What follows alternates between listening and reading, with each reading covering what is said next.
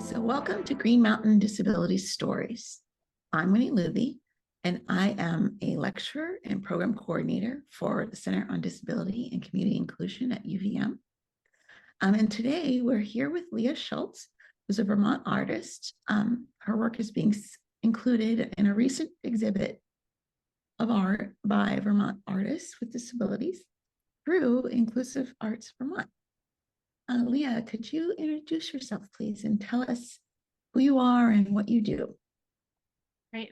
Thank you for having me. I have been listening to the podcast, and you guys have had some great guests, so I'm really honored to be here. Thank you.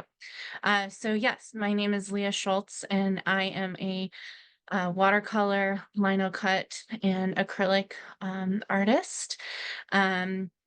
And I live in Wilson, Vermont with my husband and my cat Norman.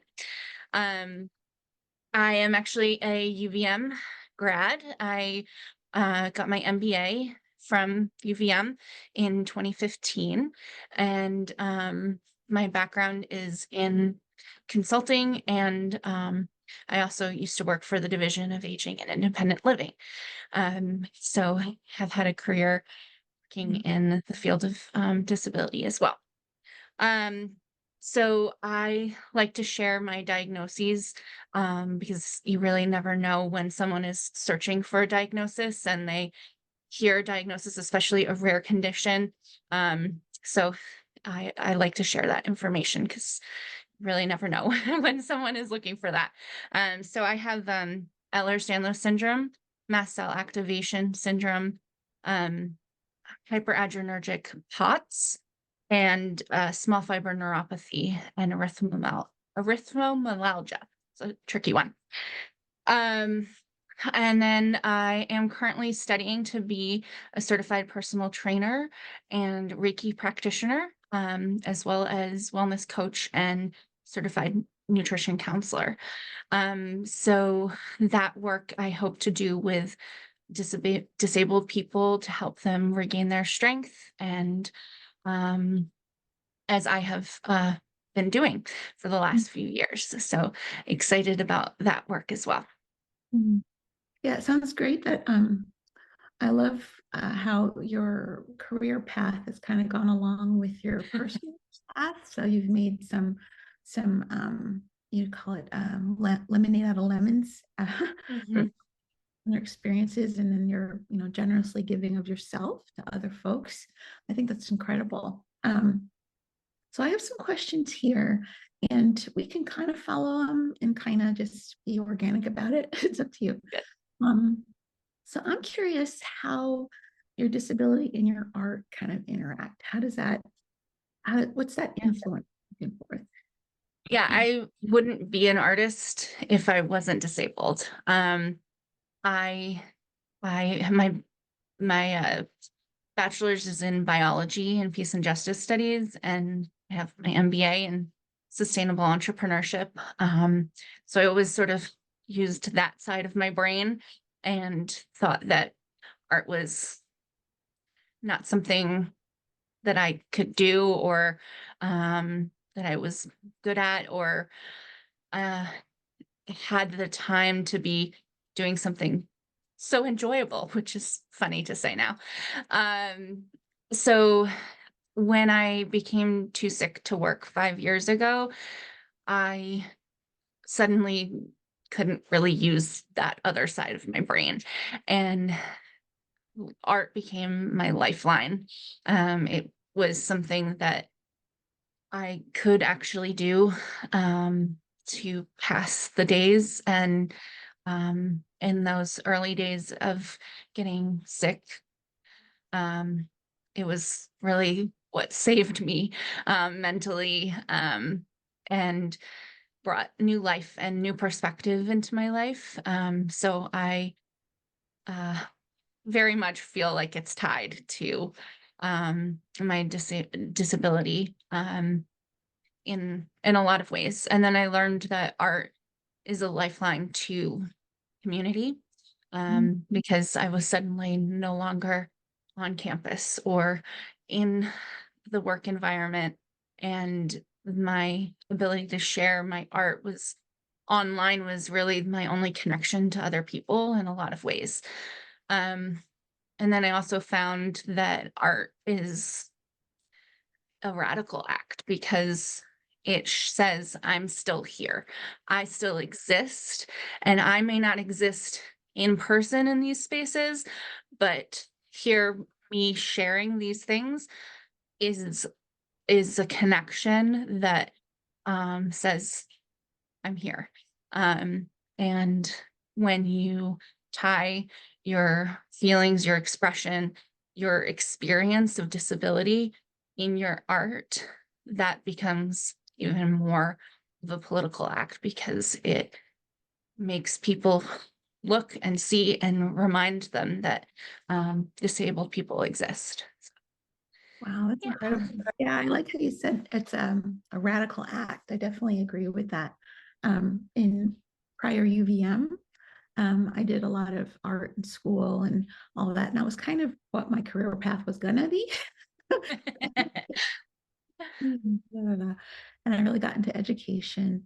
But I have noticed, definitely, I did a little research actually as a doc student around artists and disability and the role that art played in their lives, right? And they all mentioned the community piece. They all mentioned like the personal kind of self-care piece. So I think that's fantastic. The way you put that's awesome. Um, let's see. So I'm curious, oh, so can you tell us a little bit about your piece that's going to be in the show with Inclusive Arts? The theme is cycles. Mhm. Yeah, so um, someone sent me the prompt and said, I think you should consider this opportunity. And I read it and pretty much immediately started sketching. I think the idea of cycles is something that I have been really in the depths of over the last few years, and in particular the pain cycle.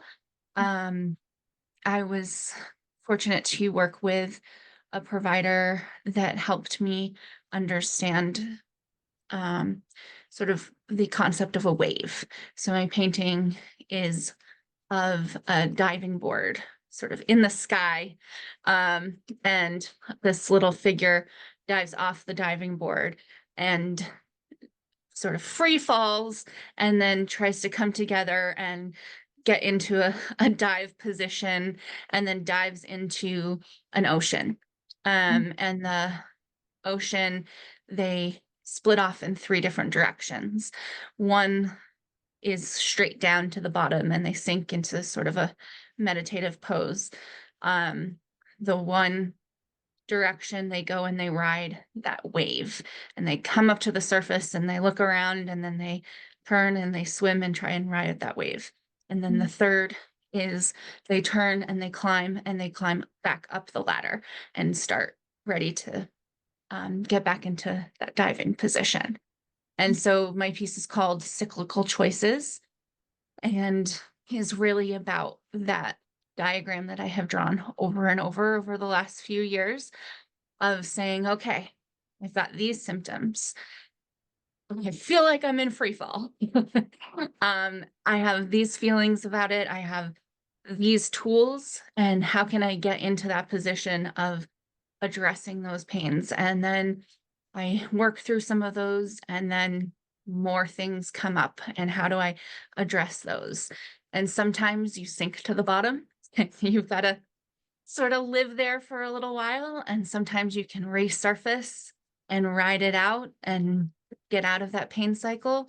And sometimes you just have to go back up and climb the ladder and do it all over again the next day. So, cyclical choices is something that we all do every day, whether it's emotions or pain or just the choices that we make. So I felt like it was very deeply personal to me, but also very relatable that life is full of cyclical choices and what we do with them. Um, but what I hope people can take from it is knowing that whether you're sinking to the bottom or going right back through that cycle again, um, that is okay, and that there are tools that can help you through that cycle and maybe out and into just another series of cycles. It really helped me to make it through some really hard things in the last few years. Yeah. Yeah, I love that. I love that. I think I got advice to, just keep swimming. Yes, exactly. I love swimming, so I have definitely been using that motto for a long time. And whether the seas are calm or or not, to just keep swimming is definitely a good motto to have. Yeah. Another one that may or may not sound resonate with you. Another one I've heard is imagine an ocean. The ocean on top, there's a storm, it's rough, but if you go down far enough, like kind of inside, it's Mhm. calm, right? You can always find some calm within all of the chaos. Yeah, It was exactly. And that's why the person at the bottom is, isn't drowning. They're calm. They're in a meditative sort of Zen place. Because there's perspective there too, and there's calm and um, actually in the disabled community, um, there's the idea of crip time and regaining that name. And I think of crip time as that space at the bottom where you're just in it, where you're you know, recovering from something, and time and space exist in a different way, and you're at the bottom of the pool or the ocean and sort of watching everything happen outside of you, but what's happening inside of you is just totally different. Yeah. yeah. Is that I've heard of that. Is it Petra Clippers who talks about that? Crib time? Oh, I don't know the origin of it. I know that someone was doing a master's thesis on it and interviewed me on my experience of crib time, but she probably had that in her paper, but I just know it from just sort of like the experience of making friends online and using that term, and knowing that it's reclaimed from in the disabled community, because that term definitely has some negative connotations. But yeah, that's good to know. I should read about that. Yeah. Yeah, she's Petra Clippers. She is, I can't remember her nationality. I think it's British or Australian. Um, she's also a poet and kind of a movement artist and does these kind of workshops with people. And one of her readings that I assign in one of my classes is actually called Crip Time. And she talks about how she gives some description of it in her workshops, right? Where it's asking people to slow down. Like what? You don't have to go fast. Why are you going fast? Like our culture wants you to turn and to move and to be productive. I hate that word. Be productive, um, and be fast at it, right? Whereas, if your body can't do that, right, or if it's hard for your body to do that, you have to give yourself permission to take the time that you need, right? And then you can make those good choices. I think is how that connects. Absolutely. Yeah, I learned that from the author Catherine May, who talks about that in her book Wintering. I so appreciated the idea of making a life that works for you instead of against you. And I think that is so much of the last few years for me, is carving that out, and art being a large part of that. That's very empowering, right? Like to just Mm. control of what you want and how you need things to be, right, in the long term. Oh, I was curious about this. Inclusive Arts Vermont has put a lot of effort into the accessibility for the exhibition itself, including providing verbal descriptions for each piece of art. So when you wrote a description of your painting, what was it like for you to think about how to describe your art to an audience in this way? Yeah, I'm glad I had the practice because I just had to describe it here. So that was helpful. I appreciated that they offered a workshop, sort of office hours, to try and work that out. So I attended that, and it was great to hear about how other people experience art, and the use of the verbal descriptions in that way. And it was helpful too, because I've been trying to make a real effort to use image descriptions on social media with my art. So to get a perspective of the do's and don'ts of that. And there's some great resources out there for that. And I think it's just a really simple way that, you can show inclusivity and be an ally. And doing that on social media is just a really quick way and simple way to show support for different populations. So I was appreciative of it for this practice, but also applying it to my work. So as we're recording this, the Cycles exhibit is just about to open as a residency on the University of Vermont campus. What do you hope the university community gets out of the exhibit and your art in particular? Hmm. I think a couple of things. I think the idea of being back on campus and in this way is important to me, because I haven't been able to participate in alumni events or things like that in the last few years.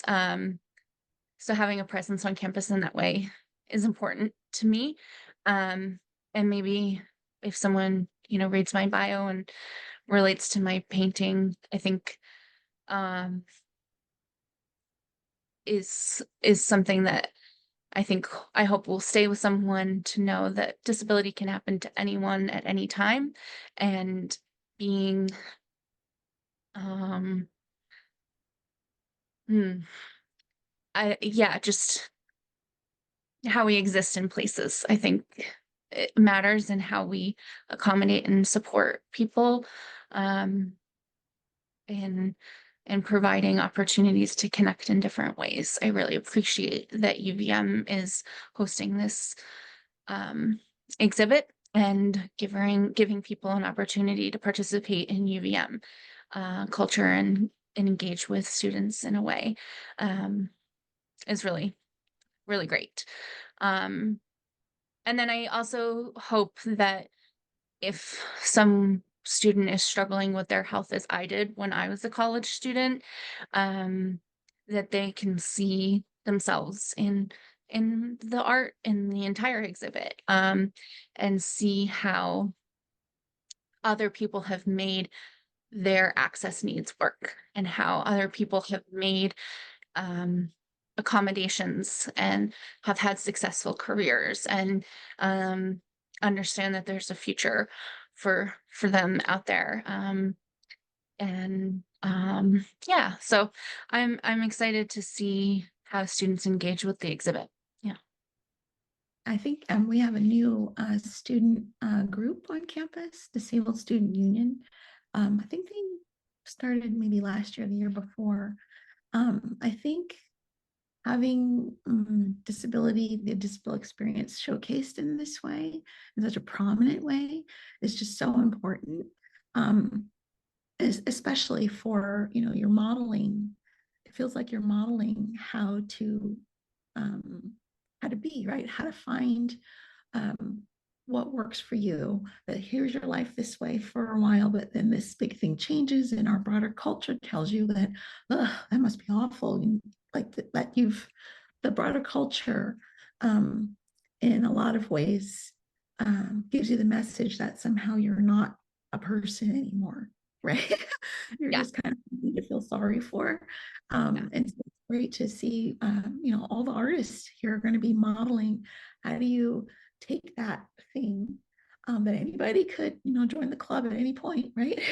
How do you take that thing and then move on, and even like find or rediscover something that is really valuable to you in the long run, right? Like Yeah. some hidden talent, some hidden acuity that you have.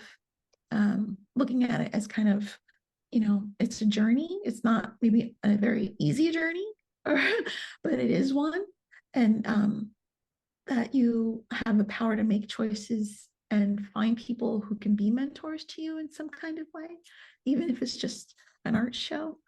So I think it's really powerful that it's here. I think there was a similar one maybe 5 years ago, but it was like at the Flynn, the little teeny Flynn exhibition space over there. And so when I saw it was coming to UVM, I was like, oh, so cool. Yeah, so Yeah. broad. And just, yeah, I love it. Yeah. Yeah. I really appreciate that. It's, um, yeah, the messages that we are given about what disability means, um, and what it really can exist as are so different. And yes, there are definitely moments that are definitely not easy. But it really, for me, has given me a chance to evaluate what's really important to me and how I can pursue that. Yeah, Yeah. that's a great point. Yeah. Yeah, I think in this last few years with the pandemic, a lot of folks are kind of had time to think about, Mm. am I doing the job that I really want to be doing, or am I getting what I need out of my environment? What about my relationships? Have I really cultivated these? So yeah, that's great. So I had one last question. Um, what advice do you have for other artists who are maybe at an earlier stage of their career? I really am still in the very early phases of this. This is my first exhibit, and I don't have like a site up or anything for um anyone to purchase. So I'm really just starting out in the last few months of making this official. I've just been practicing a lot until then. So for people that are in an earlier stage than I am, I would just say remember what you loved to do as a kid. I remember an art class where we did lino cutting, and I just remember loving it. And so that was the first thing that I picked up. And um, I just find so much peace and enjoyment in it. And it's scary to share on social media, but the feedback that I've had is just people being impressed that I did it, like that I picked it up and I did it and I shared it. And there's so many people that have said, I wish I could do that. And I think that that's something that I used to think for sure. But if you have that desire, just do it. And you really, really never know where it will take you. So yeah, I think um, the weirder, the sillier, the better. And that's really what people respond to the most. Yeah. Yeah, yeah. Oh, that's awesome. That's awesome. I agree. I had a short little story, not about me, but um, she, years and years ago, I was going through a health thing of my own, and I had this idea to work on puppets. I remembered loving the Muppet Show and loving Sesame Street, loving marionettes. I know like those things creep people out a lot, but Yeah. I kind of like the creep factor of marionettes. And so I started making them, and someone told me that, like, it's important to find play as an adult, isn't it? Mm. So important. Yeah. It's joy in something that's just, it feels like, you don't really care how it comes out. You're just doing it for your own satisfaction. Yeah. It's so true. Yeah. Because I think so much of disability and chronic health things is just about survival at the beginning, and you really can't play in survival. So play becomes so important um, because it's really an indication like that you're doing okay. Um, and yeah, I love that. The puppets is great. That sounds really fun. I think I'm gonna start puppets. That sounds fun. So it was so great to get to talk to you, Leah. I appreciate that you wanted to participate and answer all these questions, and just really appreciate it a lot. Thank you. Yeah, no, I appreciate it too. It's really great, and I have a new favorite podcast to listen to, so it's been really fun to be involved. Thank you.